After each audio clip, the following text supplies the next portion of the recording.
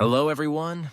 In this video, we're going to show you how to undertake a whole of life cost calculation using our whole of life cost calculator tool.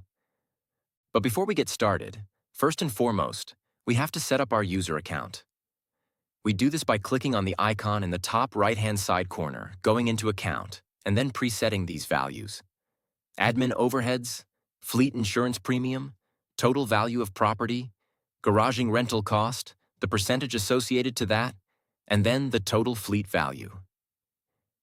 As you can see, I have already done that. These values are essential because they will be used further down in all of the whole of life cost calculations that we will be doing. For instance, if we were to modify them again, when you set them up, you'll get this flashing icon. Press on it and it will save your preferences automatically.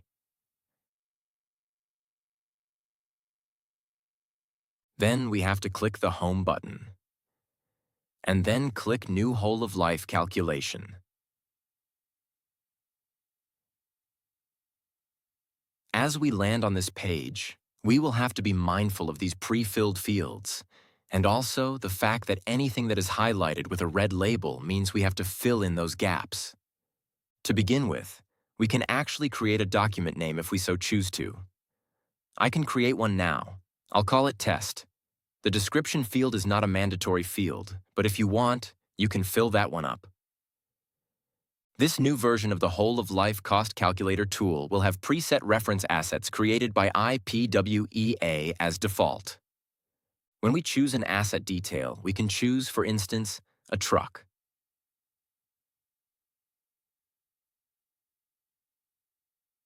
And we can, for instance, choose a road maintenance preset.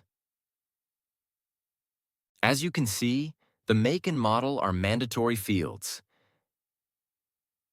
So I can write Isuzu, and for the series I won't bother doing it now, that's optional. In capital details, let's say the capital purchase price will be $580,000. And as you can see, the residual value is already preset based on the purchase price. If we modify this to $520,000,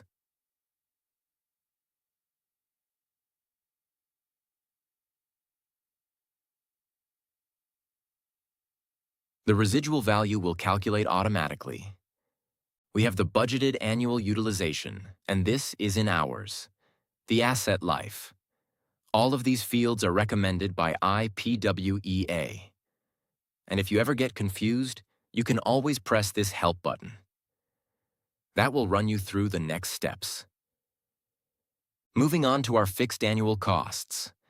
We have an opportunity cost rate of 7%, which is the IPWEA recommendation. You can, of course, modify this to whatever suits your company's needs. FBT in this case is 0. And as you can see, we already have pre-filled fields from setting up our account previously. We do have to put in a registration total. If registration is 0, we will have to put $0.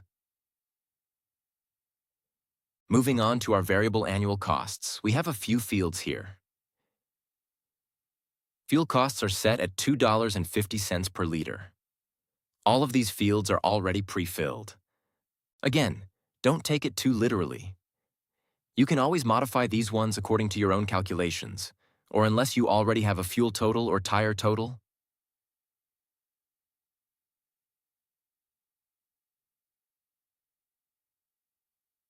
If you press this button, then you can add in a fuel total if you choose to. If not, then we can go back and pre-fill these fields again. Just be mindful. Once you do that, the pre-filled information is going to disappear. The charge-out rate is preset at 1,400 hours. Again, this is something that we can modify according to your company's needs. And at the end of it, we click Calculate and Save. And as you can see, it automatically generated a higher rate and it's saved.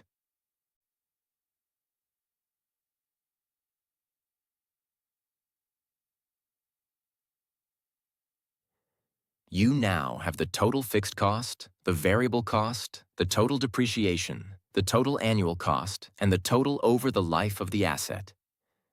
If we choose to change the annual utilization to 850 hours, for instance, we can just click Calculate Again, and it will automatically do the formulas and recalculate everything for us.